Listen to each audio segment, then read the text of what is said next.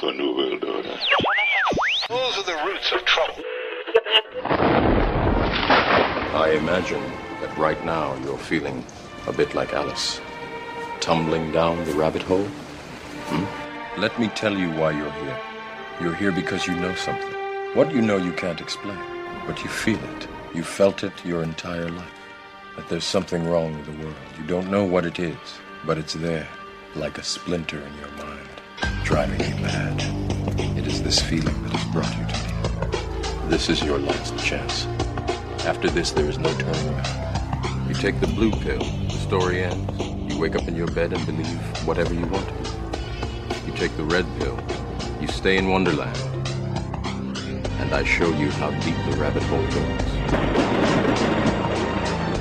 All I'm offering is the truth, nothing more.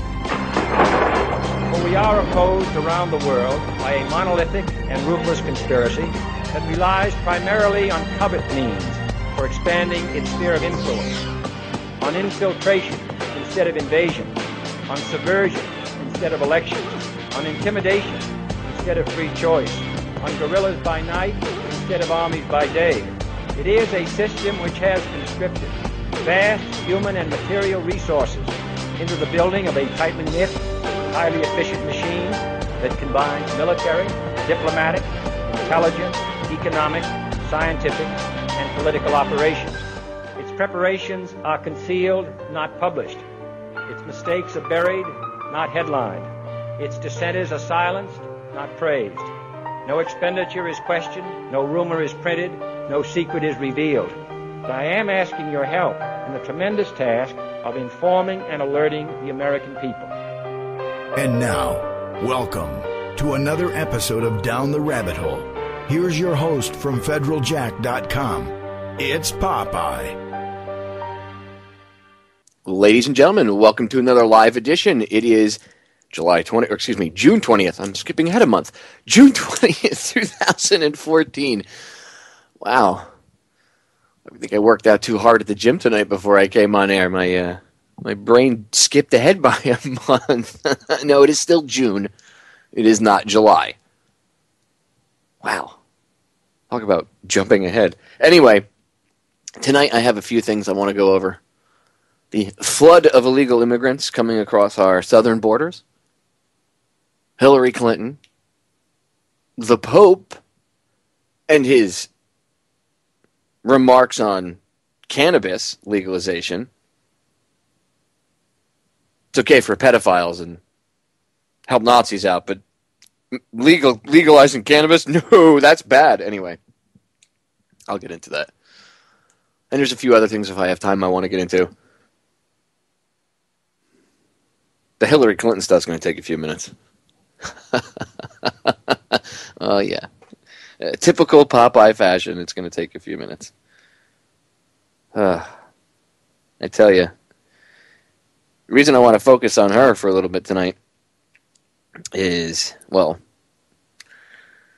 I guess we might as well just focus on her, right? I can go over the illegal immigration thing. In fact, you know what? Maybe I should do the illegal immigration thing first, because everything kind of dovetails together. But I'll do the illegal immigration thing first. I'll save the woodshedding of Hillary Clinton for a bit, but don't worry, it will happen tonight. Anyway, so flood of illegal immigrants coming across.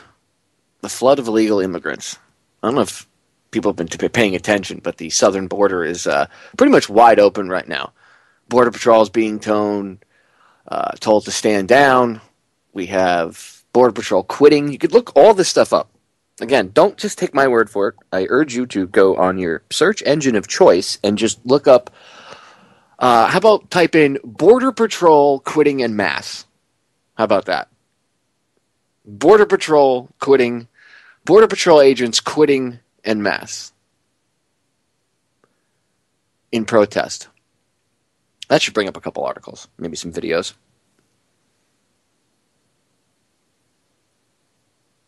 They can't stop the illegal immigrants coming across the border. And let me just beat down the logical fallacy-filled arguments that they use. Well, this whole problem could be stemmed, Popeye, if we would just pass comprehensive immigration reform. Oh, so you create the problem and you have your solution ready sitting on the back burner. Where have we seen this before? They're just waiting for the reaction from the people. Why do you think nobody's saying anything? Why do you think they're letting them just flood in? Why do you think Obama's hosting Dream Act kids, whatever they call them, dreamers, whatever the hell their little nickname or label for them is? He's honoring them at the White House. That encourages more people in these Central American countries to send their kids up through Mexico into the United States. It's being put out on the news down there and by the government that if you have a kid, send your kid to the United States. They won't send him back because that's the Obama administration's new policy is where we're not going to send if a kid comes across, we have to be humane. They're children. We can't send them back. Really? We've never had a problem sending immigrants back before. When I served in the Coast Guard, we repatriated thousands of people. Okay? I didn't really like being forced to bring some, like when we would bring the Haitians back to Haiti, I didn't really like doing that job. I didn't like doing it at all. You know why? I would rather chase drug runners than do that and get shot at than simply repatriate a bunch of Haitians back to Haiti. They were willing to come all the way across the dangerous water, Florida Straits, some of the most dangerous waters in the world, shark-infested like you would not believe. They were willing to float over here on a frigging door to get away from the conditions in Haiti. That should tell you something.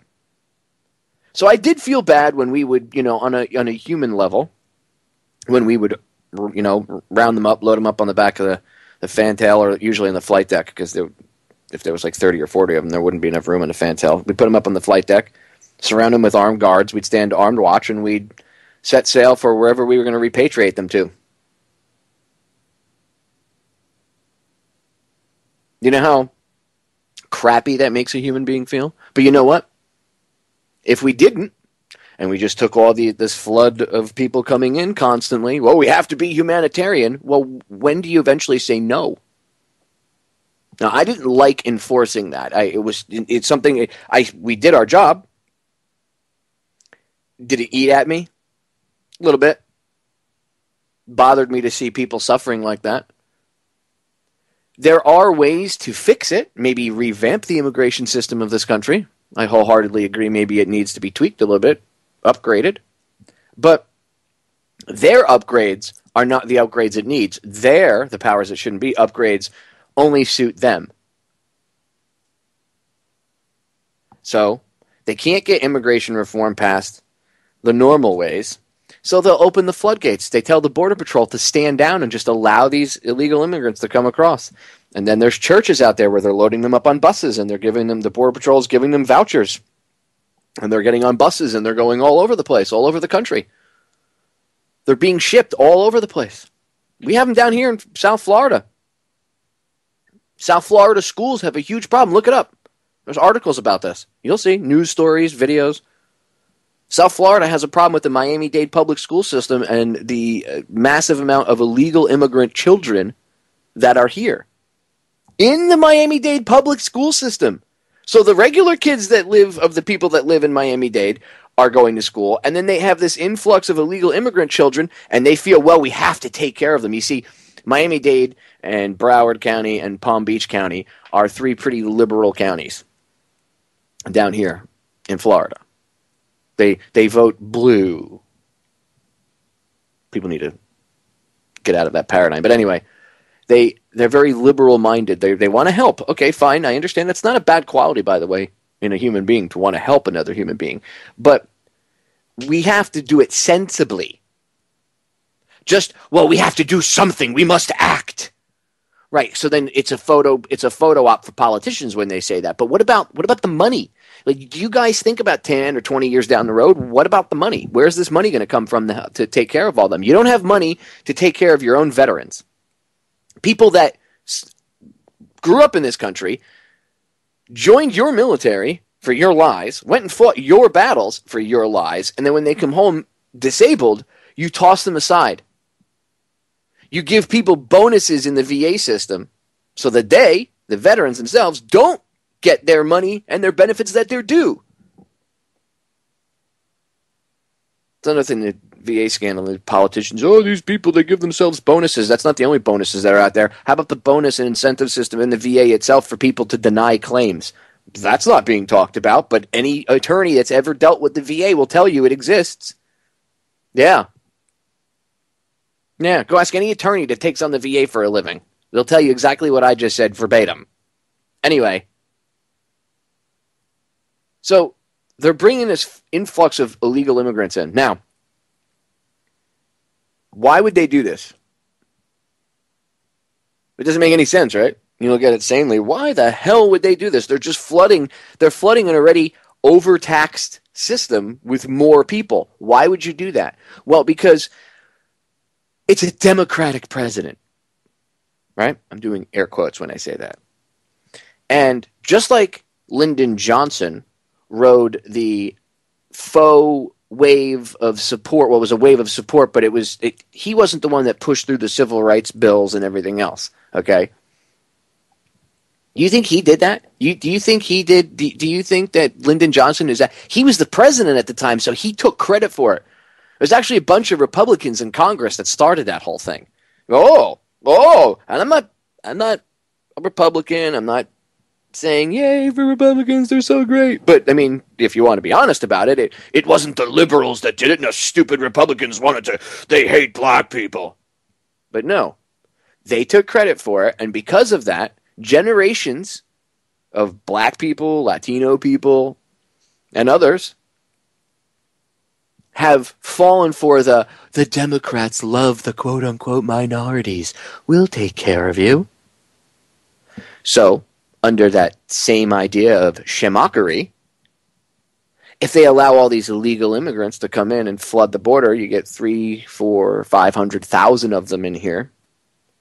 And then you say, we're going to make you all citizens.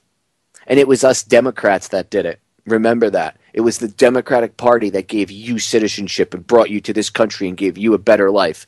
What do you think those people that have no idea about American politics, none, they don't understand the Constitution or any of that stuff. People are coming, especially because they're young kids, so they don't know anything except the strife that they grew up in. They don't know anything about this country except what they will be taught, and what they will be taught will be controlled. And they're used to living in communist, socialist countries, a lot of these people.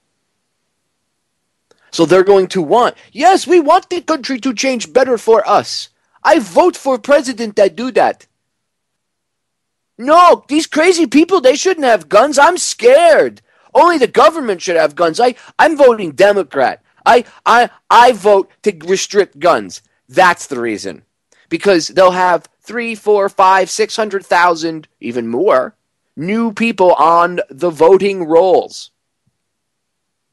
Because people are getting a little used to the elections being stolen, right? So what happens if they have a landslide and there's a huge margin? 500,000, 600,000 votes in between. Look, more people have spoken. It's time to ban guns. They won't tell you that those votes were a lot of these illegals that they want to give citizenship to. And if they gave them citizenship, those would be their votes. Where do you think they'd vote? Let me ask you. You think somebody coming in here from a foreign country, given citizenship and the right to vote, you don't think that's one of the most powerful things there is? Oh, it is.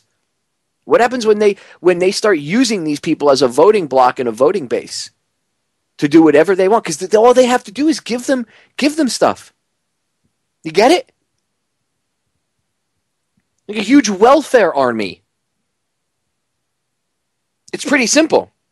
You do what we say, and we give you all the benefits in the world. We give you health care, we give you food stamps, we give you checks, we give you housing, we'll even help you find a job. As long as you do what we want you to do. As long as you play nice. Right?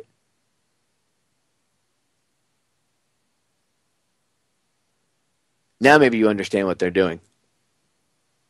They're bringing in all these people so they can give them citizenship, so then they can turn around and they have a larger voting base. They have more people that are willing to follow them and listen to them because, hey, these are the people that saved them.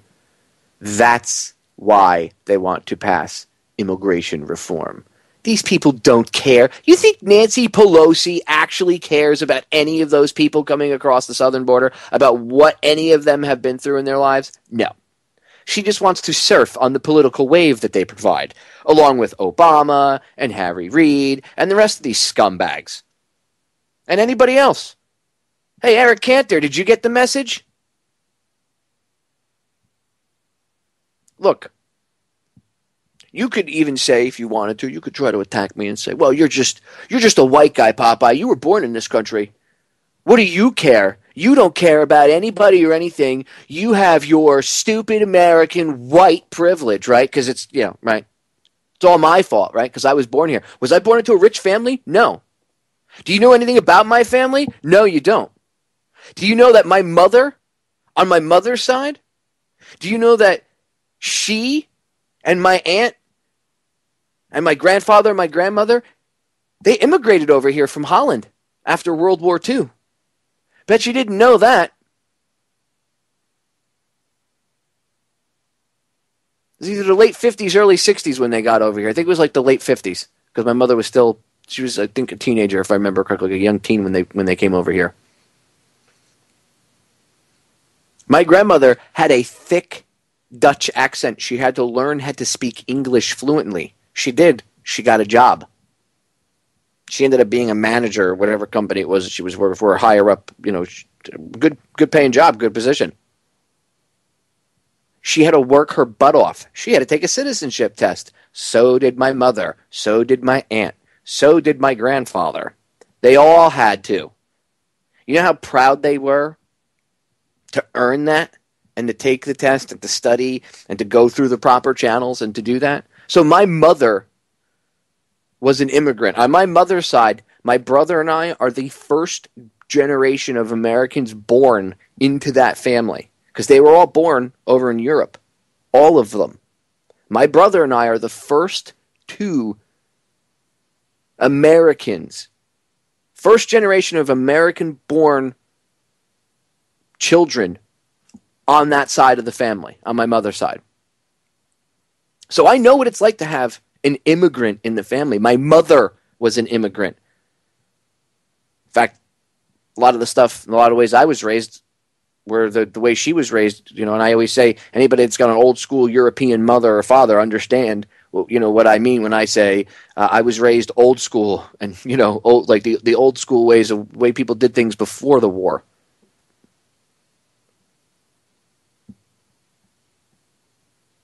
I know what it's like to have a parent from another country. My mother was born in Holland, and yet when you spoke to her, you couldn't. She spoke Dutch fluently. Fluently. You couldn't tell that she was born in another country when you would talk to her. She spoke like any other Dutchman. The phlegminess, right? She had an accent when she spoke her native tongue, but when she spoke English, you could not tell she was from another country because she practiced. And over in Holland, they also teach English as a second language. But my mother knew. My mother took the test. She did what she had to do. She jumped through the hoops. So did my grandmother, my aunt, my grandfather, and other relatives I had that came over.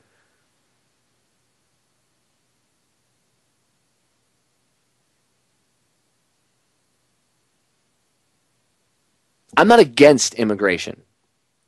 I'm not against people coming here to make better lives.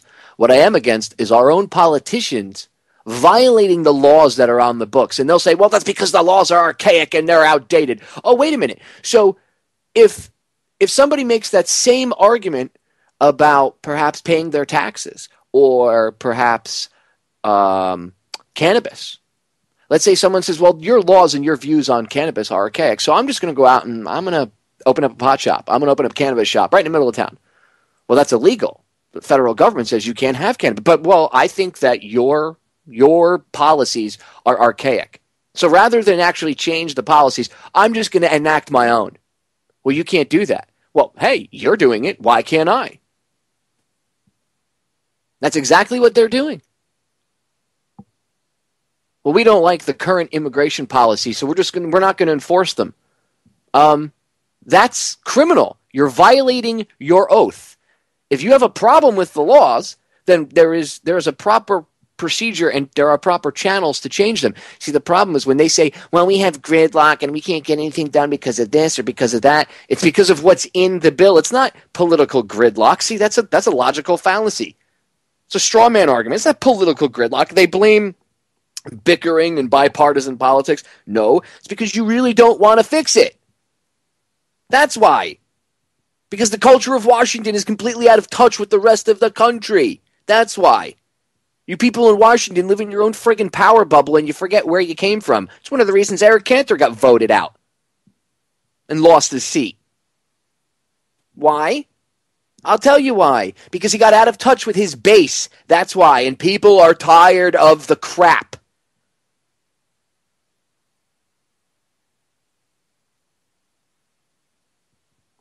People in Washington have no clue. Oh, well, we need to help these. It's these poor immigrants. We have to help them. You're lying. You don't care about them. That's an appeal to emotion. It's another logical fallacy. Oh, we have to help them. You know what? They are human. And to a certain extent, you're right. As humans, we should want to help our fellow human beings out.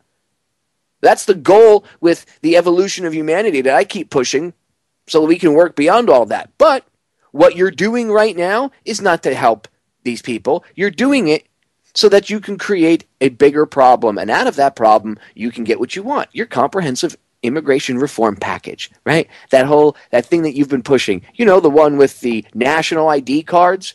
Oh, yeah. Biometric database? That one. Yeah. That immigration reform. Oh, it's so great. You're just racist, Popeye. You just don't want immigration because you don't like Spanish people. Really? Really? Really? Do you know where I live, idiots? Anybody that says that to me, do you know where I live? I live in South Florida. If I didn't like Spanish people, I wouldn't live in South Florida. I embrace the Spanish culture. Another logical fallacy. I'm not racist, and neither is anybody else. I mean, okay, some of the opponents to illegal immigration might have racist beliefs here and there, but that's not why it's bad. And let's not use the appeal to emotion of, well, we have to help the poor immigrants. Okay, we have to help the poor immigrants. So we have to help these poor starving people from Latin American countries, and they have, gang problems and everything down there. We have to help them, but we can't help our own people? Helping our own people would be wrong. At the same time, our veterans are thrown to the wind. How about our own homeless people here in this country? We have a huge homeless problem in this country. What about our own homeless? What about them? They don't count because they're already here in this country, right?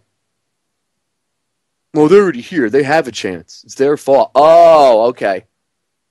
How about the fact that a lot of these kids that are coming across are gang members, MS-13? And does anybody even know what MS-13 is? Do you understand what MS-13 is? It's one of the most hardcore gangs in the world. They make their money hiring themselves out as hitman for other gangs and people that need murders done. That's one of the things that they thrive off of, their money, and drug dealing and gun running in certain areas. These guys are no joke. MS-13, they're really bad dudes. And a lot of these young kids, 12, 13 years old, they come from these countries where they don't know anything but violence their whole lives. By the time they're 12, 13, they're hardcore killers. Oh, Popeye, they're just a little innocent teenage boy from Colombia. How many people has that kid killed? You don't know. The Border Patrol, they're finding people come across with gang tattoos, like blatant gang tattoos on them, MS-13 and others, and they're being told we have to you can't hold them. You gotta let the kids go because they're kids. Well, Popeye, kids wouldn't do anything. Really? Why don't you go look up who the drug cartels use as hitmen? They use teenage kids, 11, 10-year-old kids. Why? Because it's easier for a 10 or 11-year-old kid or a 14-year-old kid to get up close to somebody. Because when you're one of these drug dealers or whatnot that somebody wants whacked, most of these people they're looking, if they think they're in danger, they're on the lookout for an older person, somebody coming up, an adult. A kid riding by on his bicycle, not even going to think twice about it. And the kid rides by on his bicycle. When the guy's back is turned, the kid stops, turns around, pulls out a 45. Pop, pop, pop, pop, pop, pop, pop. Puts the 45 back in his pants, drops the shirt down over top of it, gets back on his bicycle, and rides away. That's how it happens. And now these kids with that type of, not all of them, but a lot of them with those type of experiences are being allowed to just come right across the border. Oh, but they're just kids, Popeye. Oh, really? The psychopath is just a kid. Oh, so what happens when he turns into an adult? And then we have a 19 or 20-year-old psychopath with the same tendencies running around. What about that? Oh, no, we'll be able to take care of that. There's programs and school, and we'll give him food stamps. Really? And that's going to stop him. That's going to stop the violence. No, it's not. They're creating the problem. They're allowing this to happen so that we have a problem with immigration. People are getting outraged that all these immigrants are coming across the border. It overtaxes the system, and they don't care about the criminal ones because that creates chaos, and they need chaos because what is their motto? Order out of chaos. Order out of chaos. I'll say it again. Order out of chaos. And that's why you see this chaos ensuing on the southern border right now. It's being done on purpose. Problem, reaction, solution. The problem is we have this influx of immigration. The reaction, everybody's getting pissed off about it. There'll be, the criminals, the criminal element of them running around. People getting angry, calling for, this is out of control. Something needs to be done. And their solution? Their solution will be comprehensive immigration reform. That's what they'll do. We must pass it now! Problem, reaction, solution. And they already have the solution waiting. Stay tuned. It amazes me when you talk about illegal immigration that people get sidetracked into all these arguments. And look, a lot of them are valid. I mean, the system itself, and the immigration system we have is old, and there are certain things that, yes, could be tweaked. And I no doubt we could sit down logically, look at the system and say, okay, without being emotional or political rhetoric or any of their BS, let's actually sit down and come up with a real list of the problems that are wrong with it and come up with real world solutions to it. But that's not what they're doing, okay? They take something that they know might be older, might be in need of some updating, and then what they do is they just slam it. They slam it with this influx. In this case, it's the immigration system. They slam it, right? And then they scream, "Oh my God, we need to fix it!" But hey, we have the fix right here. We already wrote it. Don't worry about reading it. The problem is too dire. We have to pass it so we can read it. We have to pass it so we can know what's in it. Right, Pelosi? Right? We've already had this type of thing jammed down our throat before. So everybody just needs to relax. Now, a lot of people get pissed off when you start talking about this. And I saw in the chat room, one of the chatters said, and ladies and gentlemen, if you want to chat, you can go over to truthfrequencyradio.com. And there's a tab over there to go to the chat room, or you can go to federaljack.com and go to the Listen Live page for Down the Rabbit Hole, and the chat is there if you'd like to partake in the chat.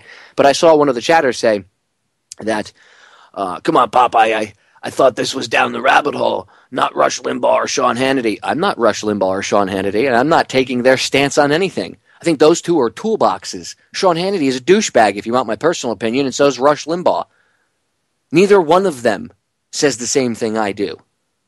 And if they might use the same phrase here or there, it's because it's a talking point. They're both mouthpieces. I'm not. But I'm discussing a real problem. This is a real problem. But it's being done for a reason. So I'm not sitting here bitching about the illegals coming across the border. They're humans. I mean, look, at the end of the day, I honestly think that we could all sit down logically and figure out a solution to a lot of these problems. We could. But this massive influx that we see right now, well, that's largely in part due to our current presidential administration putting it out there and making it known that, yes, bring your children across. Come. So it's being done for a reason. I know there's always been people trying to get across the border illegally. You have that in all countries. People cross the borders and stuff like that, and sometimes they do so illegally. All countries have border rules. I think it's very funny how a lot of people in this country go, "You're a racist if you don't think that people should have rights and these immigrants should have." Well, what about other countries? Other countries have rules that they enforce. Okay. The reason I bring this up is not even so much to attack the people coming across. As I said, when I was in the Guard, it used to break my heart when we used to repatriate people to like Haiti. You have no one, ladies and gentlemen, if you've never seen Port-au-Prince, Haiti, you don't understand what the armpit of the world is, okay? You don't understand why people would want to come across. Like, a lot of people in this country can't understand what it's like. So I do feel for people, but there has to be a proper way to do things. You can't just say, F it, open the gates and allow everybody to flood in. Picture Black Friday at Walmart. Why is it every time there's a Black Friday, right, the day after Thanksgiving, when these jagoffs go out to buy stuff, right, what happens when everybody's lined up and they open one set of doors? Everybody floods in, and when they flood in, what happens? A lot of times the guards get crushed or killed. The doors, in one instance, one of the guards was killed last time because the doors, they broke the whole thing down and it landed on top of him and he was crushed. And people just walked right over him. They didn't care. They just filed right over him. Screw him. Now, yes, that has to do with the spending money and all that stuff. But do you see my point? It's the same thing. If you just open the door and let them flood in, they'll ram and walk right over to you. Okay? And they'll just flood the system. And that's what's happening. That's exactly what's happening. But it's not happening because they're evil Mexicans or they're evil, Central Americans from whatever country they come from. Oh, you're friggin' Latinos. These people are losers.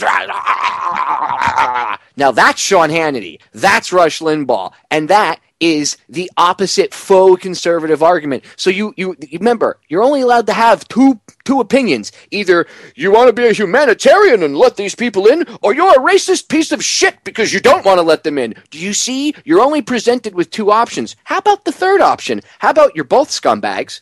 You're both using these innocent people, okay? You're using them as cannon fodder, the faux right, and the faux left. They're using them to ride them in as a political wave or like a political football, and as a weapon. A political weapon against you. So neither one of these sides cares about the people, okay? So let's get that straight. So one, there's that. Two, the people coming across, okay? Again, a lot of them, not all of them, but there are gang members in there. Okay? You have our Border Patrol saying, screw it, I'm done. What do you see? It's a breakdown of our basic function of this system. I mean, the Border Patrol is being told to stand down. You have ICE not deporting people, deportations being halted. This is the normal, everyday functioning of this system is being shut down. Why? Why? Just like everything else. Just like they do with every other system in this country. Don't you see? They're doing the same thing.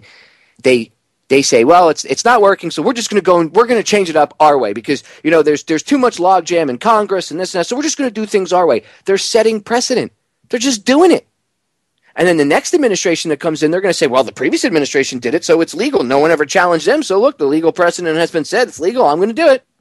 And then so on and so on. And so on. And it just continues, and it just continues, and it just continues. Do I think we could reform our immigration system and properly help out people that do want to come in from other countries and, move here and make a better life and the American dream and all that stuff? Yeah, sure. We can fix that. We also have to fix our economy, the Federal Reserve. We have to get rid of them. There's a lot of stuff that we could do if we just sat down and wrote out, looked at each problem. Instead of listening to the politicians, this is the problem. Everybody still, even though they don't like the politicians or don't believe them, they still go to them and say, well, what are you talking about? Well, and they come out on TV or whatever in an interview and they give their list of whatever, and maybe they release a document here or there. But when's the last time any of us actually saw all of the verbiage in any of these bills? When was the last time we sat down and debated that with us? Not them. Well, they're our lawmakers. That's why we send them there. No. Hold the phone. I don't send them there. First of all, I don't send any of those scumbags there, okay? And I'm pretty sure if you use your brain logically, just a little tiny portion of it, and you think about it, you'll agree that these people are completely out of touch with reality. Okay? They're completely out of touch with reality. I didn't send them there to go save the day, and that's the problem. Everybody think, well, these politicians, they know better. They'll handle it. No, they don't know better. They don't care. Okay? When will you understand this? When will you understand? All of these problems could be solved. The immigration issue, election fraud, finances, the economy, the Fed, all of it could be solved, but we have to do it. We still keep waiting for somebody to come in and do it for us. You realize that, right? Everybody, well, what are we going to do? You go to, let's have a petition and have the politicians do nothing. Okay? Petitions will do nothing. You know what everybody needs to do? Spontaneously show up in Washington one day. 4 million people just converge and actually do it. Not go on YouTube or go on Facebook or Twitter and jack each other off in groups and say, oh, we're going to go. Rabble rouse, and then 5 people show up. That's the problem. Everybody's got a big set of balls on the internet, but nobody follows through. And then they wonder why this country is so effed up. Why do we keep waiting for these idiots in Washington, D.C. to solve the problems? We have so many smart people out there. How come there isn't think tanks being formed by you people out there? Why are we not forming our own think tanks and coming up with solutions and then presenting this to the politicians and saying, look, this is a real world solution? Well, no, no. You're not above us.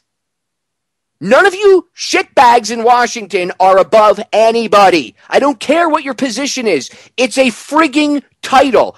I'm a U.S. Senator. I'm a U.S. Congressman.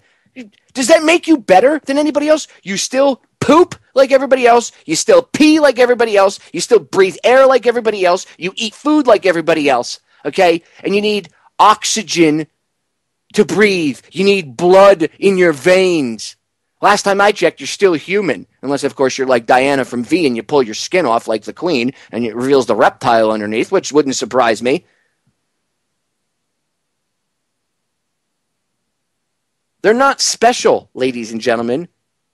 You want to solve these problems? We need to do it. Now, I brought up the immigration thing tonight because I've seen it all over the past couple days, been getting hammered on, and it's an important thing because I wanted to at least lay out to you all why I see them allowing it to happen. They're crashing the system. They're overloading the system. Multiple reasons. The biggest one is problem, reaction, solution. And they pass the immigration reform, right? And then they run around and tell all the people that they made citizens, look, it was the Democrats. Yay! And then they vote for whatever that faux part of the agenda wants. And then you have the other side, the faux conservatives like Hannity and Limbaugh. Rabble. Oh, these immigrants, rabble. And a lot of times they'll make stupid comments, which they say things that it's almost like they're trying to inflame the emotions of the other side. Oh, you get how the game is played now? First they lay out the appeal to emotion, and then they get the two sides, the left and the right. Remember, you're only offered one of two solutions. You can never have any more choices than the two. It's either A or B. There is no other choice, even though there's plenty of other choices. No. We're telling you there's only one choice, either A or B. You can't have anything else. Meanwhile, it goes all the way to Z. They don't want you to see that. So they need you to get stuck in this argument. So then they have the Hannitys and the Limbaughs of the world. They have the Chris Matthews and the Lawrence O'Donnells of the world. Right? Two opposite ends of the spectrum. And they have them volley things back and forth. And it'll take up airtime. It'll take up shows. They could take up a whole week's worth of shows. So other stuff that these guys actually could have been reporting on and should have been reporting on isn't. It's volleyed back and forth. To help create this, oh my God, what are you going to do? Problem, reaction, solution. Problem, reaction, solution. The problem is the influx of these illegal immigrants and the strain on the system. The reaction is what you see going on in the news. The faux conservatives, the faux liberals. And then real people getting upset in the general public about what's being put out, and because you're not in growth. You're already in protection mode. You're already in that scared mode. And they keep hammering it with the fear porn. Fear, fear, fear, fear, fear, fear, fear, fear, fear. And finally, everybody goes, what do we do? Washington, you must do something. And Washington says, I got it. Don't worry. Hold on. We just happen to have a solution for you in a drawer. Isn't that amazing? Let me open this thing up right here. Let me blow the dust off of this thing. You can see it was clean at first because the Patriot Act was sitting on top of it. But, 13 years ago, we blew the dust off that thing. So now we blow the dust off this. Oh, look, there's other bills there. Gun control. Might as well blow the dust off that, too. You get my point? We need to solve these problems. If we keep looking to them, we're going to keep having these problems where you see them creating situations where they can cause a problem like this influx and then take advantage of it. Or 9/11 or Oklahoma City or any event where it's been either orchestrated or manipulated to fit their agenda. To create the problem reaction solution scenario.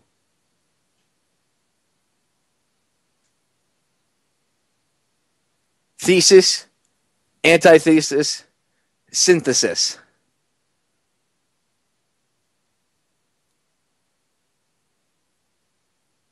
It's very simple. Why do you think they keep the game one of two choices? Because if you start to look elsewhere, and it's with politics or anything, I've said this before, it's always one of two choices. So look at every problem that is out there that's talked about by these pundits and look at the solutions. You'll notice, and the way it's set up with the media, you'll notice it's always the same thing. It's one of two solutions. That's it. You can either pick one or the other. Nothing else is ever looked at. Nothing else is ever accepted, even though in reality, people, the general public, has a tendency to just do their thing anyway and figure out solutions to problems without them. And what happens? Usually people, that's why they say, well, the private sector works things out better than the government sector because they don't solve problems. In the private sector, if the person doesn't solve the problem, they're not going to make any money or get paid and the business will fail. So there's a bit of an incentive. In the government sector, they don't care. They get paid. So they really don't care if they show up for work or if they do what they're supposed to do or they get anything done. Production goes down. Drops like a stone.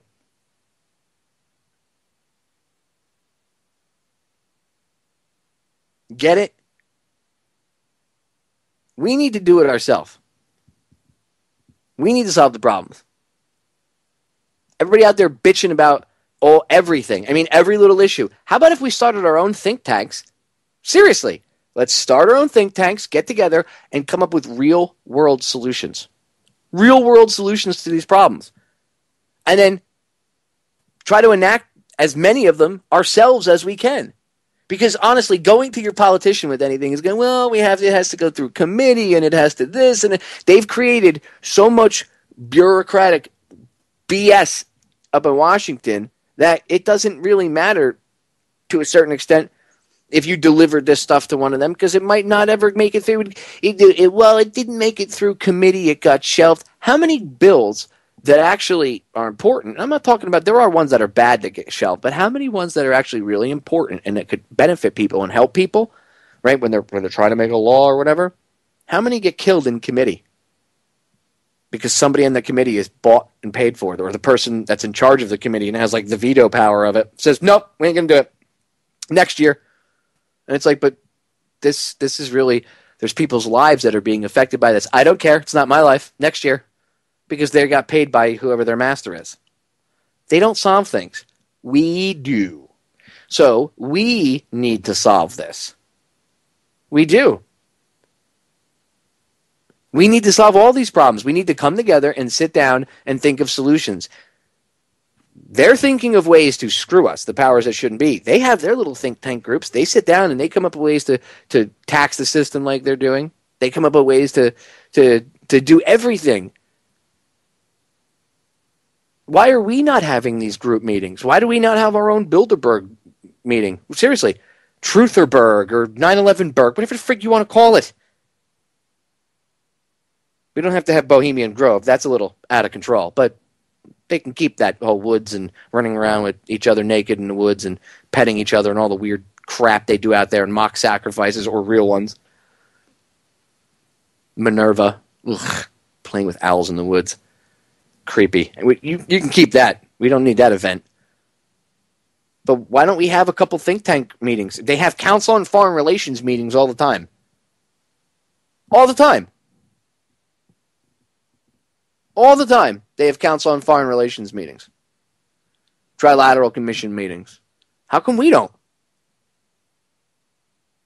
How come we aren't organizing this? Well, Popeye, it's because we haven't done it yet. That's why.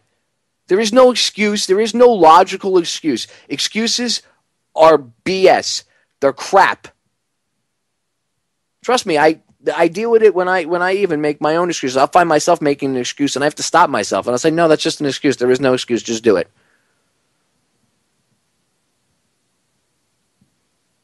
There is no excuse. There's no reason we haven't done this yet. None. Well, people are afraid. Stop being afraid. That's the biggest problem. It's time to stand up to the bully. Otherwise, the bully's just going to continue to be scary and look scary, and we're never going to get anywhere. Why do you think you see all these politicians jumping on cannabis legalization for medical reasons or recreational reasons? Why do you think you see all of a sudden all these politicians, well, maybe we should look into it a little more, maybe. Why do you think that is? Because the state said, you know what? Here's our collective middle finger. We're going to do what we want anyway. States' rights, eat me, and we're going to legalize cannabis. Or we're going to legalize it for medicinal purposes, or for medicinal or recreational, I should say. Doesn't matter. Doesn't matter. State said, right here. And they, of course, a couple times feds came in and raided things and everything. But look, Colorado and Washington passed it for recreational use. Wow. Pits of fire didn't open up.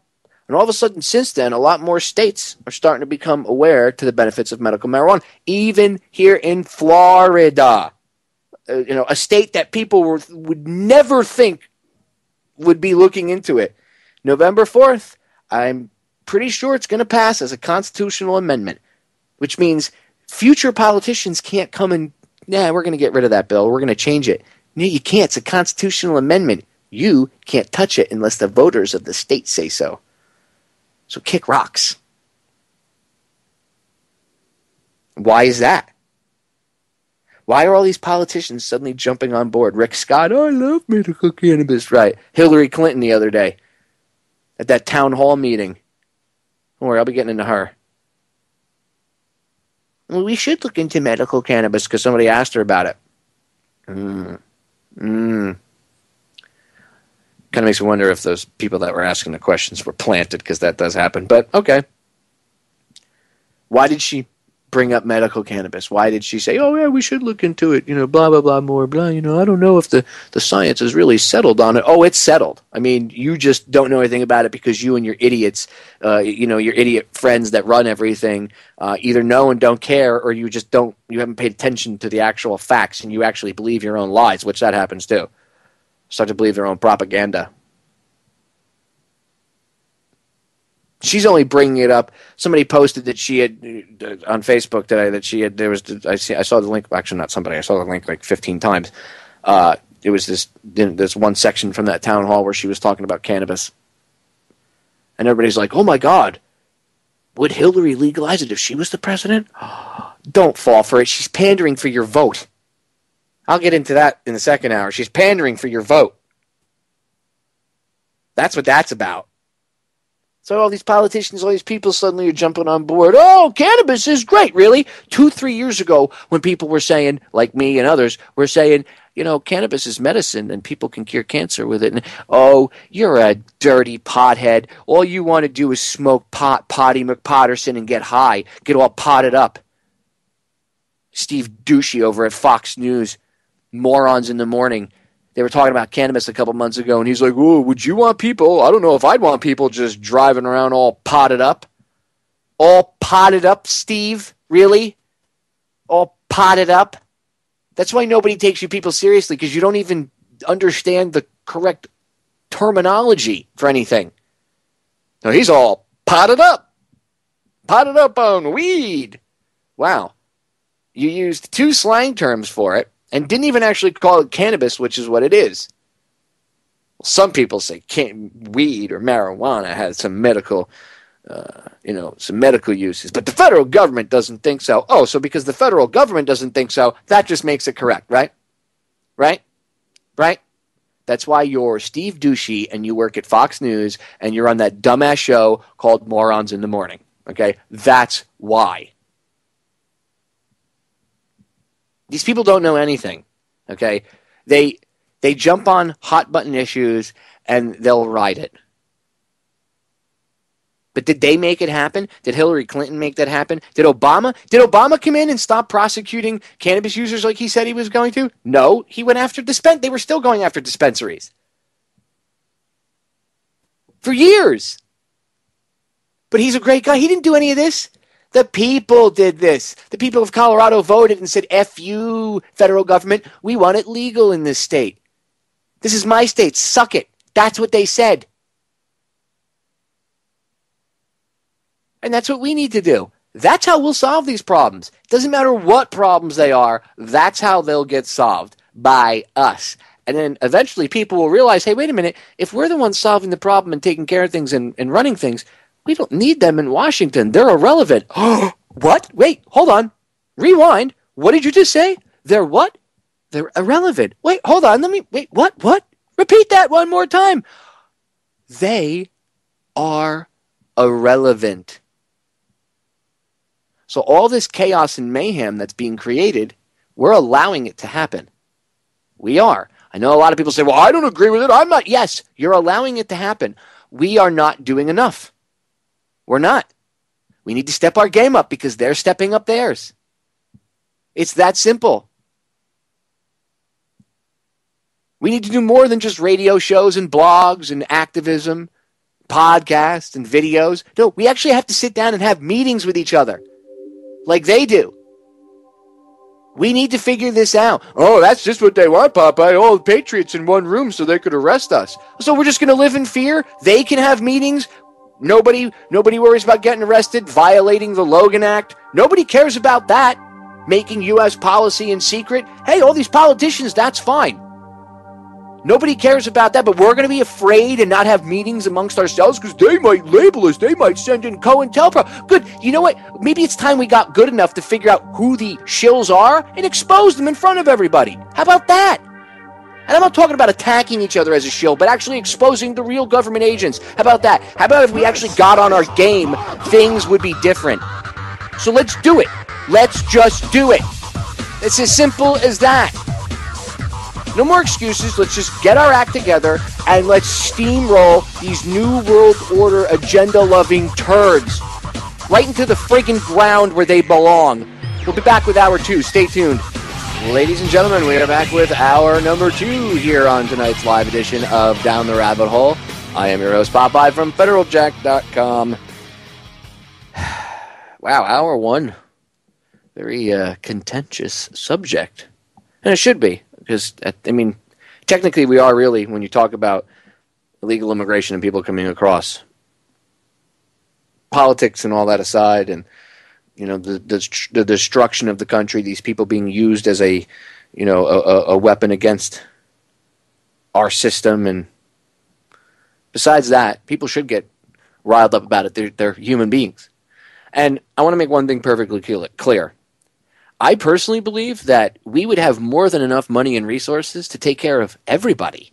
And I don't mean everybody in the world come to our country. I mean, if humanity just got its act together and we stopped fighting each other and all the money that we spent on war and bombs and bullets and rockets and killing each other over pieces of sand, instead of that, if we spent that same amount of effort and time and energy and manpower into solving the world's problems, there wouldn't be a massive influx of people coming from Central America to the United States because they wouldn't have to run away from their country. That's how we solve these problems. From a human perspective. Yes, I did point out in the first hour, what was going on, what the elites are doing, but from a human perspective, if you want to know how I personally feel, because I saw Adam in the chat asked, what do I want? And I'm assuming it's in reference to, what I was talking about illegal immigration. I don't want. When it comes to this, it's not what I want. It's what humanity should do. Okay, maybe if we weren't so busy hating on each other and spending money and blowing things up and wasting money and all these useless political endeavors, perhaps, just perhaps,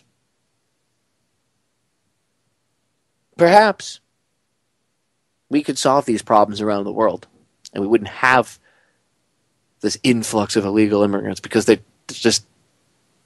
problem wouldn't exist.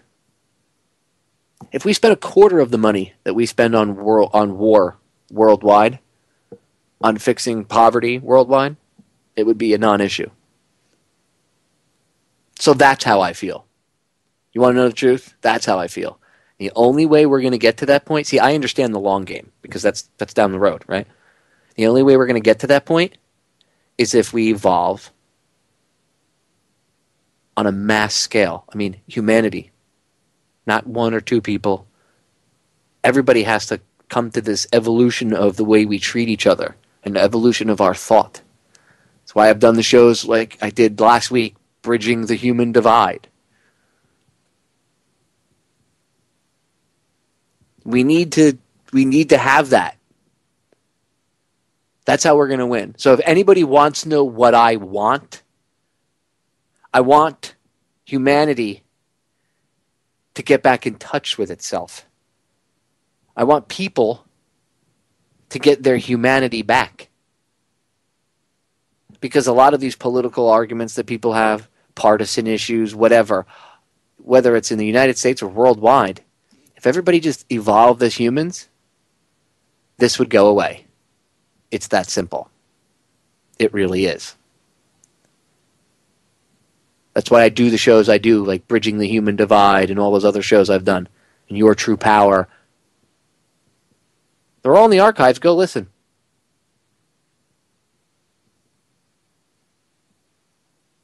The only way we're going to win, I mean, yeah, we have the short-sighted battles ahead of us. Like, I see them coming up over the hill now. Men, get ready, stand your ground. But behind them and down, way beyond them is more. An entire vast army. The only way to defeat that is to see the bigger picture. Because I can see the bigger picture, I can understand what I see to be the solution to the problem. And everybody I've talked to seems to have the same understanding. None of this is going to change until we change as people, as humans. We can honestly bitch about it all day long, all we want, and complain and throw things and scream and yell and but it ain't going to get done until we do something about it. That's why I do my radio show. I don't come on here to talk to you guys because I get paid by affiliates. I don't get paid at all to do this. I volunteer 8 hours of airtime plus countless hours of research and stuff to talk about this stuff every week to you guys. Plus all the hours I spend making the archives and doing everything else. This is a full-time job that I do not get paid for. Not one red cent. But you know what my payment is? Do you know what my payout is? When I see people actually changing the world for the better because they heard something I said and they were inspired. And they went and did good things. That's the payout. I come on every night because I want to change humanity and elevate us. It's time that we moved up. And I'm tired of just sitting around bitching. Well, we should do something. We should do something. Well, I am doing something. And now I challenge you all to go out and do something yourselves. Don't just go on Facebook. Don't just go on Twitter.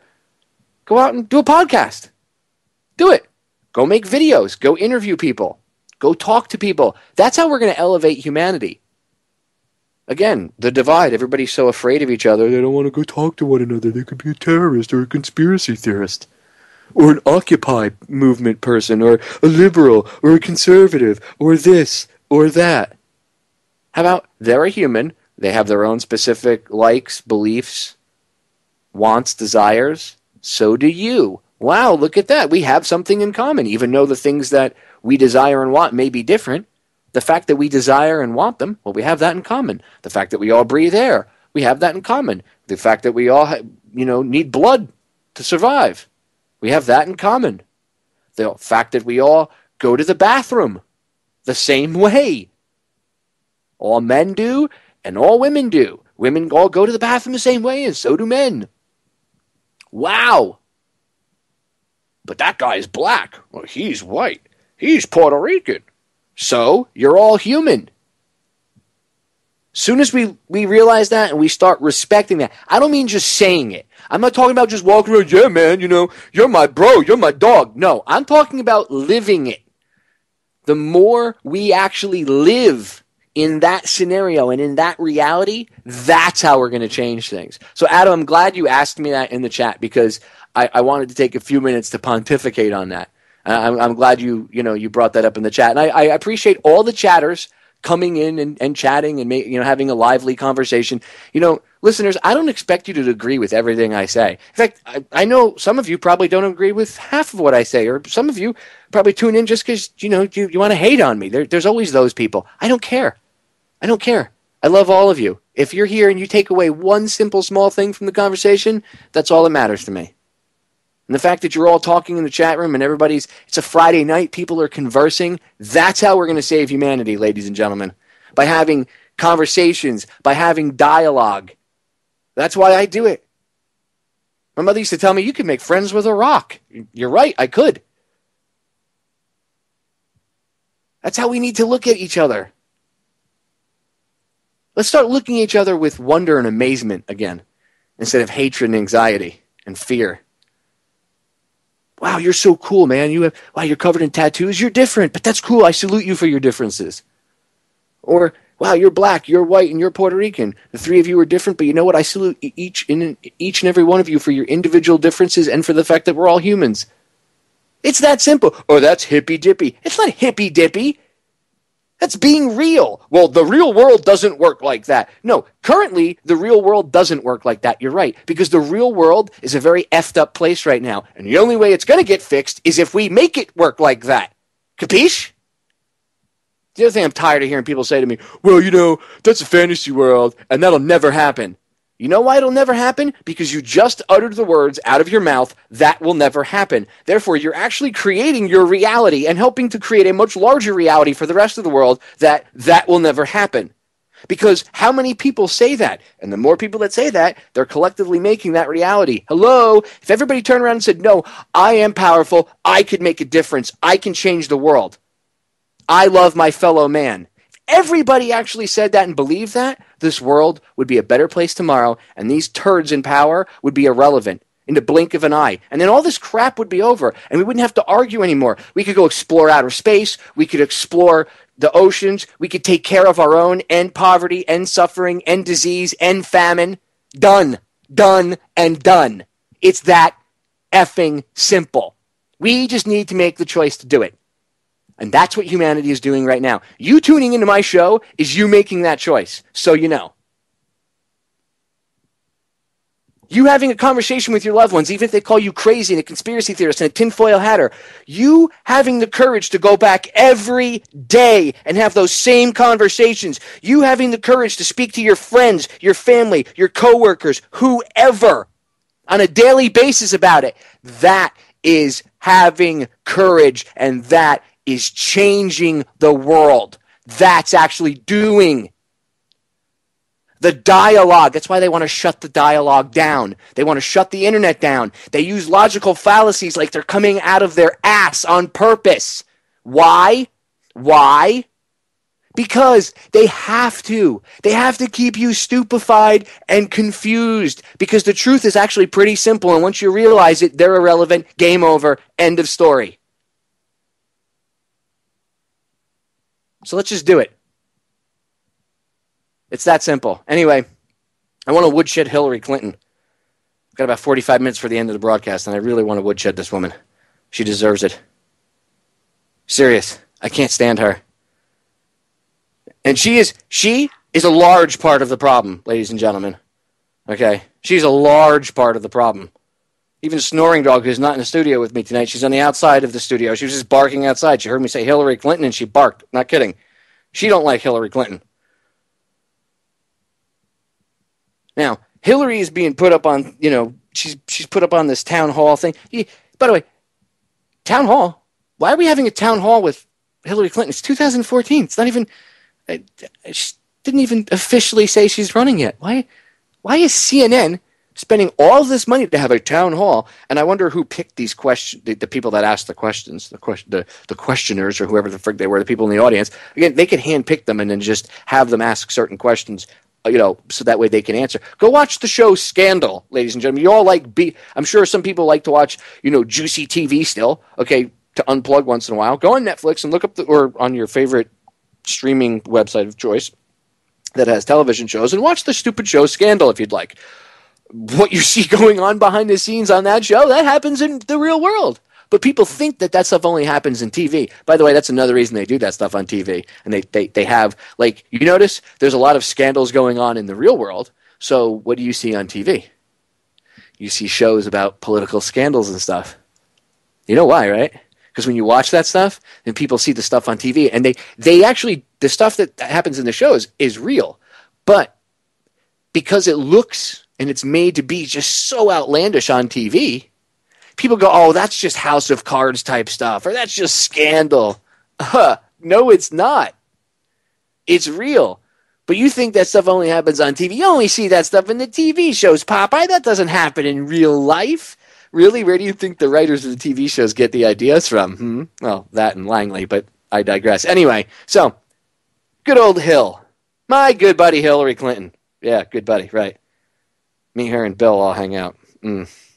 Yeah, I don't think that would ever happen. I'd never be in the same room with him. I would spit in his face, and I would spit in hers. Nice big loogie. Evil. Evil, evil, and evil. And from my research, of course, Bill wasn't in charge. Hillary was in charge, right? Everybody used to joke Hillary ran the White House. Hillary's actually Bill's handler. Look up Kathy O'Brien, ladies and gentlemen. If you don't know who Kathy O'Brien is, look Kathy O'Brien up. Look up her book, The Transformation of America. If you're a woman, if you are a woman and you want to vote for Hillary Clinton because she could be the first female president, Popeye, I want to support that. That's important to me. I'm a woman, equal rights and all of that garbage. We're going to get into that in a second. But I want to vote for Hillary.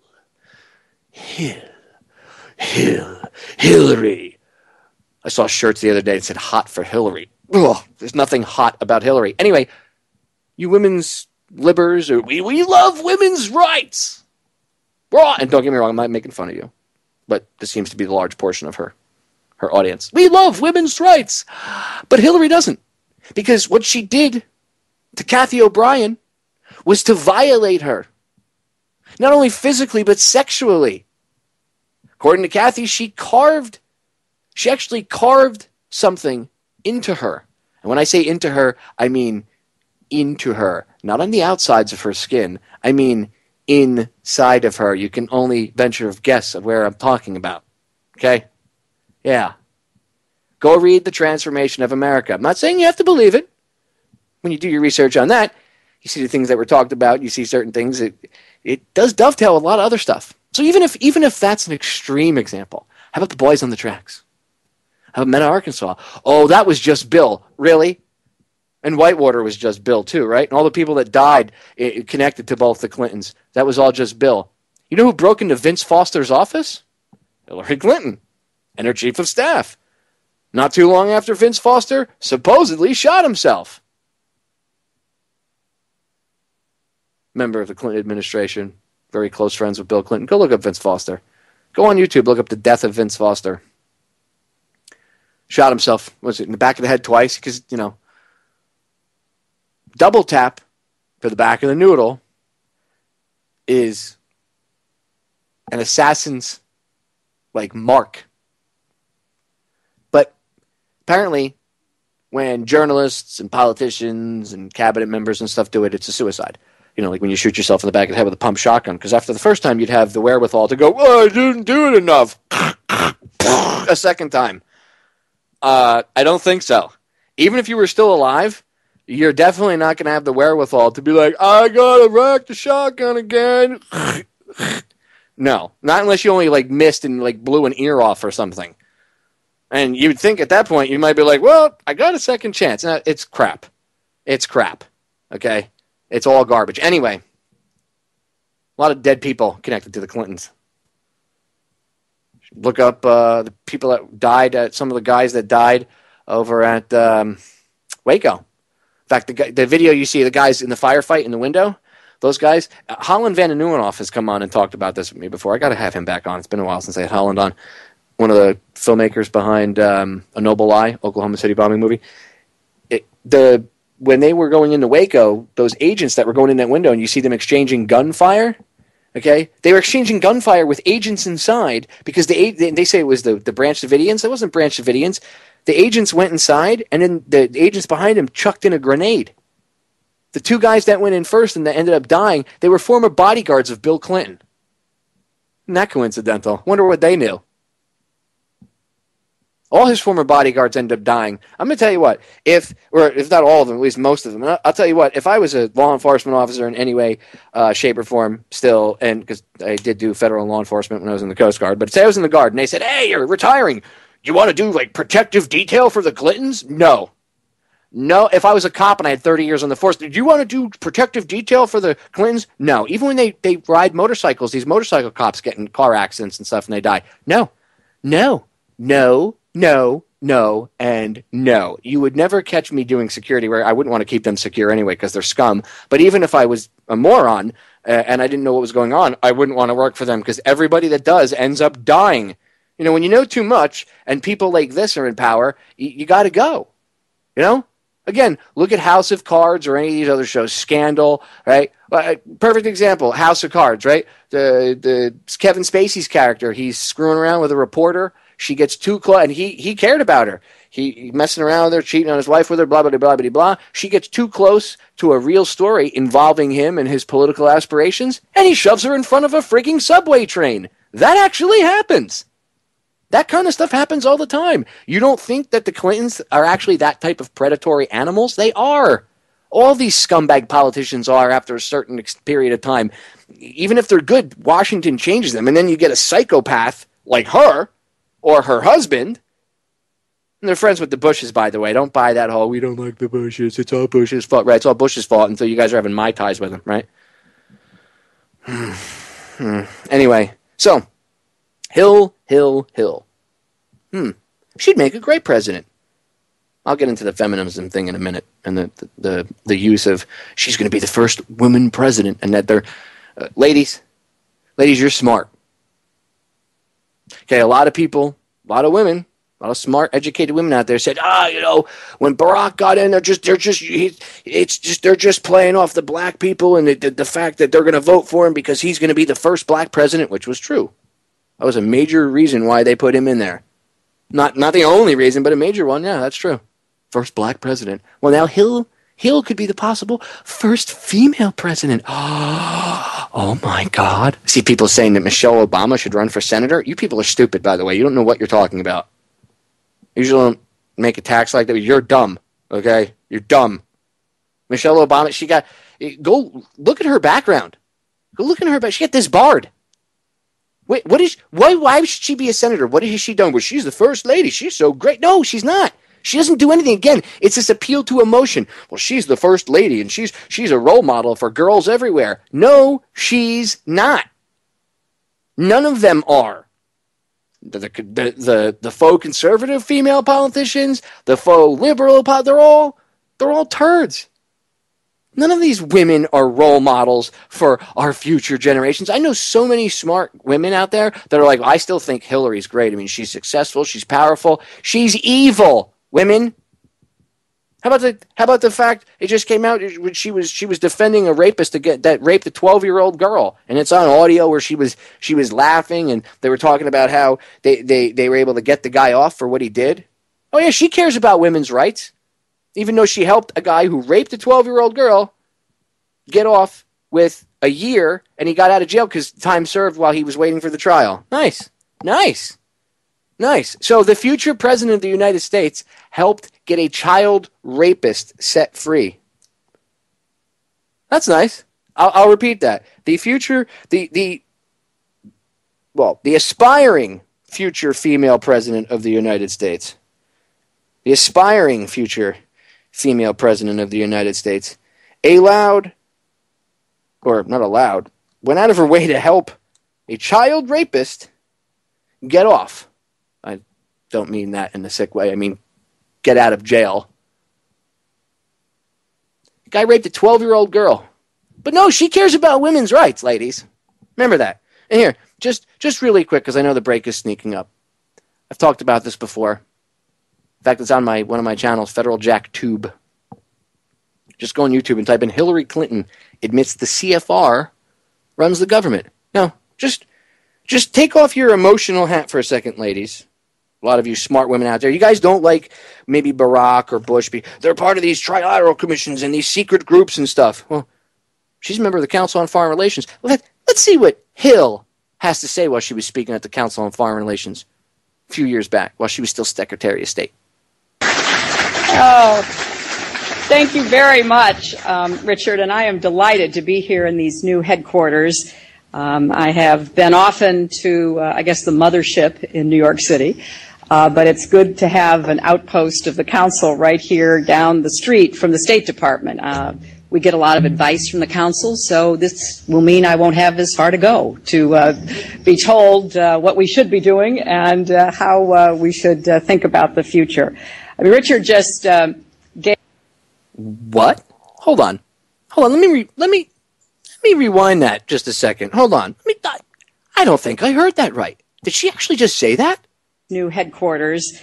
I have been often to, the mothership in New York City. But it's good to have an outpost of the Council right here down the street from the State Department. We get a lot of advice from the Council, so this will mean I won't have as far to go to be told what we should be doing and how we should think about the future. I won't have as far to go to be told what we should be doing and how we should think about the future. Told what we should be doing and how we should think about the future. I'll repeat that one more time because you just heard her say that. She won't have as far to go to be told what we should be doing and how we should think about the future. So, does she actually represent you, ladies? Does she? Do you think she represents you? You just heard Hillary Clinton out of her own mouth say that she is glad that there's a branch of the Council on Foreign Relations, and of course she's no longer Secretary of State, but that doesn't mean she's no longer a member of the Council on Foreign Relations. So, she's glad that there's a branch of the Council on Foreign Relations right down the street from the State Department now. Because, hey, guess what? It's easier for her to go down there and get her marching orders. You think John Kerry? You think he goes down there and gets his same marching orders? Oh, yes, sir. Yes, sir. So the Council on Foreign Relations really does have its fingers into the government. Control over certain politicians. She won't have that far to go to be told what they should be doing and how they should think about the future. But she's going to be the first woman president who cares about everybody, right? Wrong. She's just like the rest of them. She's controlled. And they're going to tweak your emotions to get you to vote for her. Stay tuned. We are back, ladies and gentlemen. Final segment of tonight's live Friday edition of DTRH. I'm spending the last segment here woodshedding Hillary Clinton, and if I have time, I'll get to the Pope and his thoughts on cannabis. I don't think cannabis should be legal. But pedophilia and helping the Nazis is totally okay in your book, right? Right? Pontiff? Ugh. Anyway, I could spend 2 hours woodshedding the Vatican, the papacy, and everything else. And this new pope, don't even get me started. I'll get into it. He's such a nice guy. Oh, please. The other guy was so evil. They have to put something else that's nice out there. So this guy goes out there and pretends. But come on. I mean, Ratzinger he literally looked like Emperor Palpatine from Star Wars. The guy looked evil. That's why they got rid of him. He would come out and be like, I'm going to swallow your soul. I mean, that's probably what the other Pope still does too, but everybody just thinks he's a nice guy. Oh, this new Pope is such a great guy. Anyway, so Hillary Clinton. Ladies, the reason I bring this up, and, if she does end up running, there'll be more wood sheddings in the future, further in depth, showing the scandals. But look, let's just be honest. Why should I mince words with you? Why should I play games? Y'all know I'm not like that. So it's time to sit down with the ladies. The guys, you guys understand to a certain degree. Maybe some of you back Hillary. If you do, well, then you should sit down too. But ladies, let's have a chat, shall we? Come hither. Let's talk. Now, I went off on this a little bit in the last segment, but the powers that shouldn't be, they know that more than anything, you got to figure at least even if it's a little bit skewered, 50-50 men, women, right, in this country? What better of a way to get an election than go after the first female president? The idea of it. Ladies, I'm not bashing women in any way, shape, or form. You've heard me do radio shows about this, about the sacred feminine and stuff. So I'm not sexist or any of that ist garbage. But that stuff is going to be coming out in droves. They're going to be playing your emotions against us, the men. They're going to literally, if she runs, mark my words, they're literally going to be like, we don't need a patriarch, we need a matriarch. Get rid of the patriarchal government and let's bring a matriarch in. Maybe a mother could run things. You know what? Maybe a pissed off mom could run things, but Hillary's not the mother that I want in there. Just because she's a mom doesn't make her good. That's another logical fallacy. Well, she's a mom and she's a woman. Hillary Clinton's so awesome. No. Ladies, you are awesome. You women that raise your kids every day and maybe go to work or, whatever you do, activists, whatever, you guys are awesome. She's not. If you want to look to an example of a woman that your kids could look up to, it should be you, not Hillary Clinton. You should look up to yourself or your mother or some other woman. Maybe you don't have a great relationship with your mom. Fine. Look up to some other woman, not Hillary. And not Margaret Sanger either. God, I see people, Margaret Sanger. What are you people, nuts? You should go read what she thought about black people and minorities. She literally called black people vermin, the founder of Planned Parenthood. And then you wonder why they give away abortions like, tissues. Just saying. She thought certain people, that the founder of Planned Parenthood thought that certain members of the human race were mongrel. And then they convinced the same minority groups that they consider to be mongrels to get abortions left and right. Gee, I wonder if there's any real racism going on there. But no, she's a woman. Margaret Sanger's a hero. She gave us Planned Parenthood. Right, maybe you should look into her. Hillary Clinton is evil, ladies. And I'm not being sexist. I know some women are going to be like, well, you're just sexist. No, that's an invalid argument. I'm not. I wouldn't mind having a woman being the president as long as it was the right woman. She ain't her. Hillary is not the right woman for the job. Sorry, but she ain't. Hate to burst your bubble. Well, we'll never get another woman in blah, blah, blah, blah, blah. You know what? You're part of the problem by saying that. You think there should be a first good female president? Then go out and get involved. Do something. Change the system. And if you can't change the system, then we've got to bring it down, build it back up, brand new. Right? But again, that entails you taking part in that. Don't just vote for Hillary because she's a woman. Believe me, I have women in my family that I've had this conversation with, and they're like, but I think I'm going to vote for Hillary. I think it's great. Should she, the first female president, Popeye? That would be amazing. No, No, and no. It would be amazing to have a female president, but it would be, wow, historical. But really, you're going to put aside all of your morals because you want a female to be in the office? That's petty. That's your ego.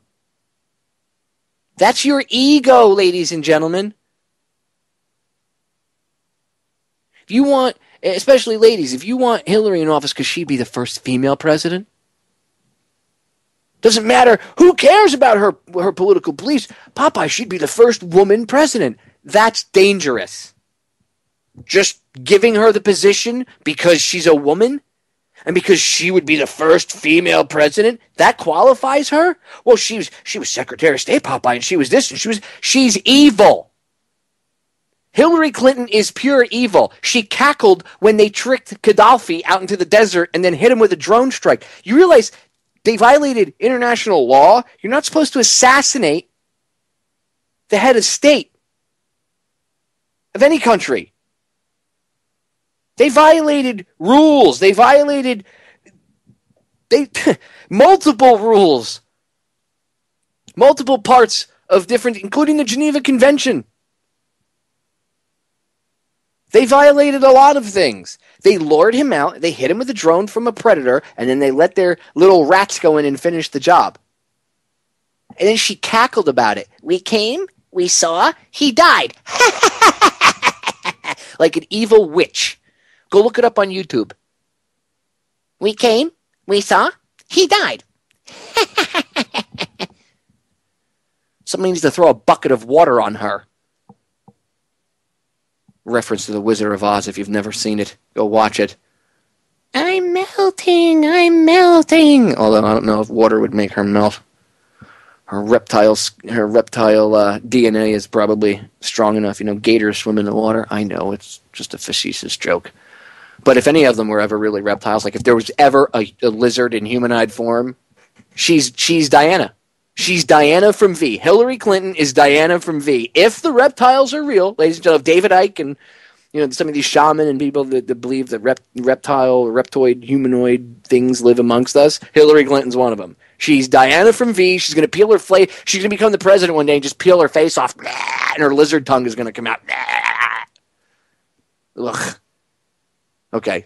I went a little bit overboard. But seriously, she is evil. Okay? Anyway. In all seriousness, ladies, back to the seriousness. I was just trying to bring a little bit of humor into it, even though I really do think that she, if it is possible, she probably does have scales underneath her skin and a forked tongue. But I want to play something for you because this goes along with the whole play for, women's rights and women's lib and everything else. And don't get me wrong, I think women should be free and they should have, equal human rights just like everybody else. Okay? I don't think there should be women's rights or gay rights or black rights or Latino rights or white rights. I think there should just be human rights and everybody should have equal access to all the same human rights. It's as simple as that. Then there won't be any more bickering and arguing amongst everybody. Well, Popeye, we can't do that because, I'm straight and I don't believe in homosexuality, so I can't let the homosexuals have the same thing. Really? Or I'm white and I don't really like black people or Latino people, so why should they have the same? Or I'm black and I don't think white people or Latino people or whatever you want to insert there. So your personal ego gets in the way. See the problem? And all that stuff is manipulated and tweaked by the powers that shouldn't be, through media, through propaganda. So you're constantly living in this actually true satanic self. That's what Satanism actually is about. Real Satanism is about worshiping your own ego and worshiping yourself, putting yourself before everybody else. I'm not saying that you should put yourself last in every situation and give yourself, just spread yourself thin all over the place. But when you live your entire existence solely based in your own self, that's the true definition of Satanism. I'm not kidding. This isn't hyperbole. You can go look it up. Mark Passio and I have talked about this. We actually live in a true satanic society right now because everybody worships their own ego. They worship themselves. The fact that we have they have the metrosexuals and all this. Now there's a new thing that's popular called spornosexual, where guys are so into their bodies they just spend and I'm not talking like they're getting ripped. I mean, they are ripped to a certain degree, but they're not. They're only getting so buff. They want their bodies to be that of like David Beckham, and the word sporno comes from sports and porno mixed together. I'm not kidding. This is the society we live in, or the "let me take a selfie" song, right? I mean, in all seriousness, that's what that is. That's what true Satanism is worship of yourself. Not caring about anything else or anyone around you, solely yourself, being so self-absorbed. And that's what we have in this country. And in fact, the world today, that's society. And that's the powers that shouldn't be teaching us to think like that. But anyway, I brought that up. I brought that up kind of as a side issue when I was mentioning feminism. And I mention this because they're going to play, again, ladies, they're going to play the guys versus the women. They're going to play the guys versus the women. It's going to be, you're a chauvinist, sexist, misogynistic piece of crap if you don't think Hillary should be the president. They're already saying it. People have criticized Hillary running for president, and, you know, and it's not even an official thing yet, and people have criticized it, and they're sitting around and literally, I've seen on MSNBC and CNN already, they have commentators that say, well, you know, that's sexist. That's sexist. You're just being these people that don't want Hillary to run for president, or these people that say this or that about her. It's all lies just made up because they're sexist and they don't want a woman president. See, they're not going to give you anything of any real value. Again, lack of a real argument forces them to use logical fallacies. If I can get you to understand the basics of logical fallacies and I can point them out and I can get you to see them, then you'll see how they are used against you every day and you can start to point them out. The only way we're going to stop this is to, again, a way of getting people to think differently, you know, and use their brains, actually think, instead of just listening and repeating and regurgitating what they're told. Well, if you understand what a logical fallacy is, then next time someone tries to use it against you, whether it's in your own personal life or you hear a politician spouting one, you can go, no, that argument's not valid. So this is and you have to point this out, because you can't just say your argument's not valid. You have to say, look, your argument's not valid. Here's the reason why. You're committing this logical fallacy, whatever it is, and you explain it to them really quick. Then if they continue to come at you, you say, no, you're not listening. You're violating the rules of rational argumentation. I'm trying to have a debate with you, and you're not debating. You're just coming at me with information that's not correct. It's not. Okay? That's what you're doing, is committing a logical fallacy. And then they'll start calling you a jerk off or whatever else. And you have to continuously point out it's a logical fallacy. Because people, if we don't point out the mistakes they're making and people don't learn from it and we don't start to evolve in our thinking, we're just going to continue the same cycle over and over and over again. Okay? Now, that being said, they keep pushing this, oh my God, it's, you know, you're a sexist, misogynist pig if you don't think that Hillary would make a great president. There's a litany of reasons I don't think Hillary would make a great president. Her being a woman is not one of them. Her being completely evil has a lot to do with it, okay? Anyway, I want to play a clip from an interview that Alex Jones did with Aaron Russo years ago. Okay, you can go, right before he died, Jones had interviewed him, and it's called Reflections and Warnings from Aaron Russo. It's up on YouTube. It's old. It's a couple years old, like 4 or 5 years old now. But nonetheless, the information is just as important. And during this interview, Aaron reiterated something that he's talked about in other interviews. When he was sitting with Nick Rockefeller one night, they were at his house having drinks, dinner or whatever, and they were having drinks afterwards, talking. And he proceeded to, tell him about the, chipping everybody and putting the chip in people and blah blah blah. And what do you care? You can go look this up. He's talked about it. But he told Aaron during this conversation what feminism was about and what the women's liberation movement was actually about. So because I see them already using that and, the charge of sexism or misogynistic against people that speak out or say anything against Hillary, they don't have to say it to them. That's why they have MSNBC come on and have their little talking group shows, and they go, oh, that person's misogynistic or whatever. And then even if there's only 4 people listening, 2 of those 4 people might actually believe it. So there's a reason they do it. Anyway, the only way to stop that stuff is to get people to think. The only way to get people to think is to counter it with fact. So let's listen. It's about 1 minute and 30 seconds. Let's listen to what Aaron Russo had to say about what Nick Rockefeller, one of the Rockefeller family, told him about women's liberation and feminism, and where the foundation of those movements, where it actually came from and who supported it and why. Well, one of the things they told me was that he was at the house one night, and we were talking, and he started laughing. He said, "Aaron, what do you think women's liberation was about?" And I said, I had pretty conventional thinking about it at that point. And I said, I think it's about women having the right to work, getting equal pay with men, just like they won the right to vote, you know? And he started to laugh. He said, "You're an idiot." And I said, "Why am I an idiot?" He said, let me tell you what that was about. We, the Rockefellers, funded that. We funded Women's Lib, you know? And we're the ones who got all over the newspapers and television, the Rockefeller Foundation. He says, and you want to know why? He says, there were two primary reasons.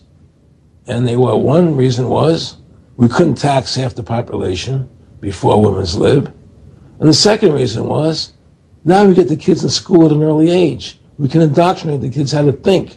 It breaks up the family. The kids start looking at the state as the family, as the school, as the officials, as their family, not as the parents teaching them.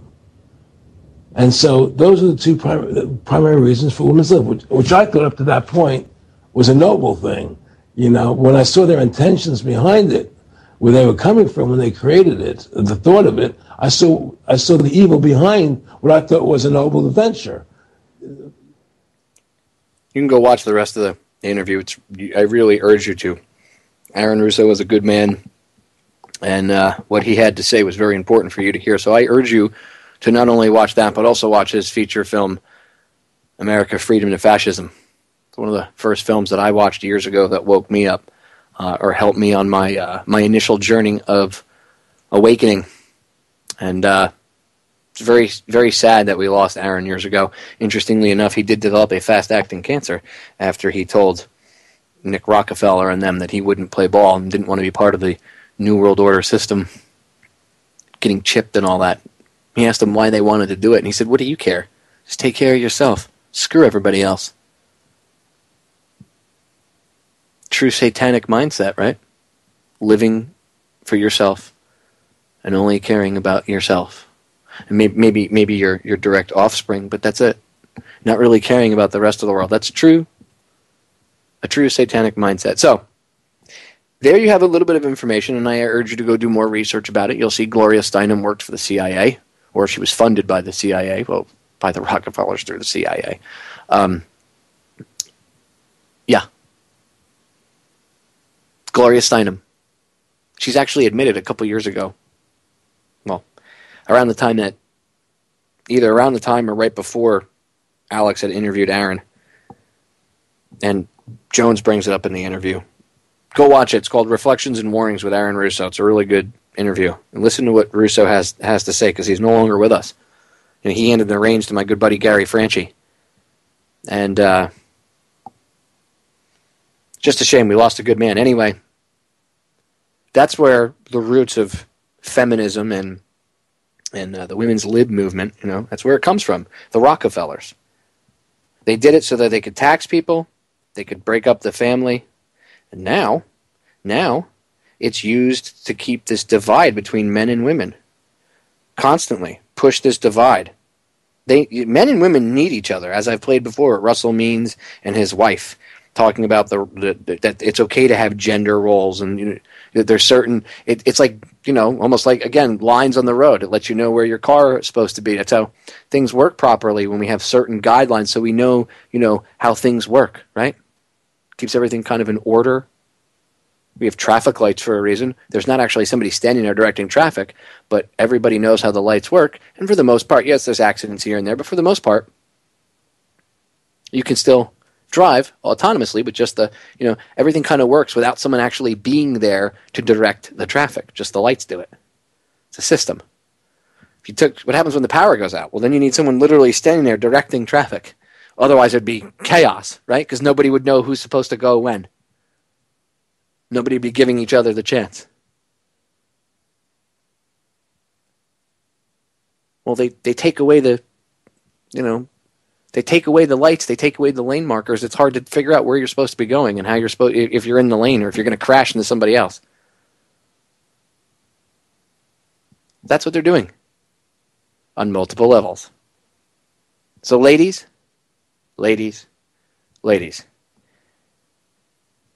if Hillary Clinton runs for president, which I think she will, if she does, I'll be surprised if she doesn't.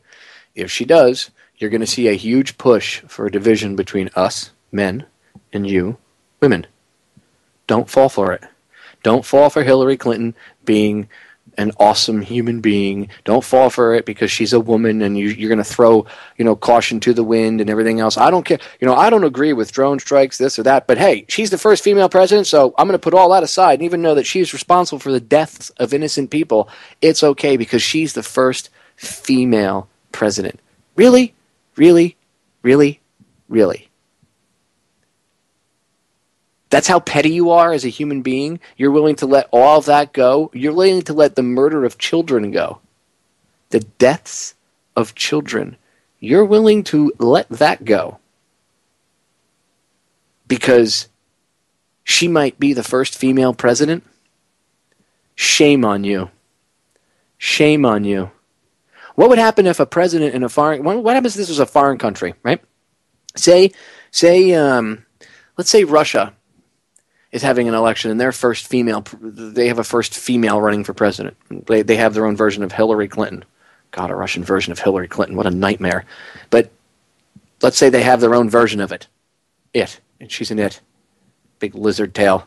So say they have their own Russian version of Hillary, and she worked in other parts of the government, and when she was in, say she was their Secretary of State or whatever, she, and all this other stuff, she was involved in all sorts of things, and she was involved, we'll say, in drone striking over here, and they killed innocent children. They killed your kid, maybe. Maybe they blew your kid and your husband up. Would you be willing to overlook that? No. Especially because she's a leader in a foreign country, right? But I'll bet you there's Russian women over there that would be willing to overlook your child's death and your husband's death to put her in power. Brings it home a little bit differently, doesn't it? Because they would be using the same propaganda over there, right? So maybe it puts it a little bit more into perspective for you, doesn't it?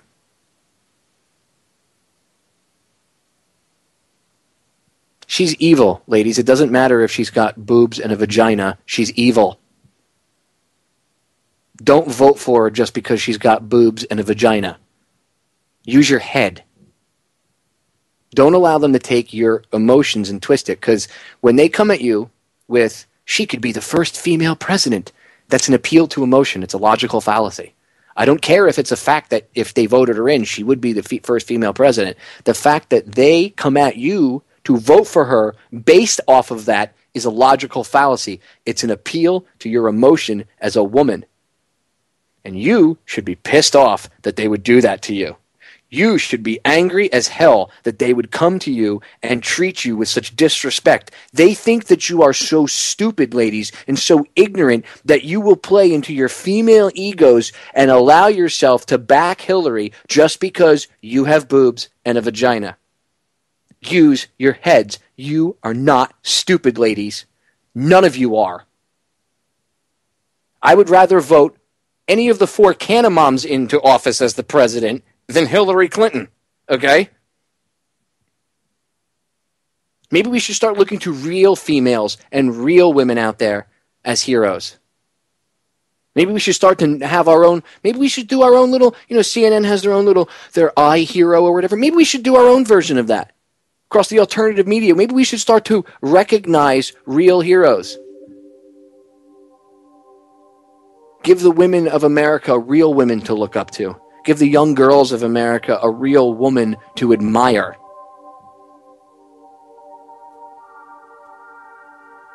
I'll tell you what, I'm not kidding. I would vote for any one of those 4 mothers for president over Hillary Clinton any day of the week. Any one of the 4 Cannabis is 1,000 times more awesome as a woman and as a human being than Hillary Clinton is. So there's plenty more of you out there. Don't fall for it, ladies. because they're going to try to play us all against each other. More division, more garbage, and more lies. This is Sparta! And we need to head it off at the pass. Don't allow them to control your emotions. With that, we're out of time. Ladies and gentlemen, I love you all. Again, I hope you all took away something from the broadcast tonight. I will see you all again live Tuesday. Until then, as I always tell you, the solutions to our problems are an inside job. I am out of here.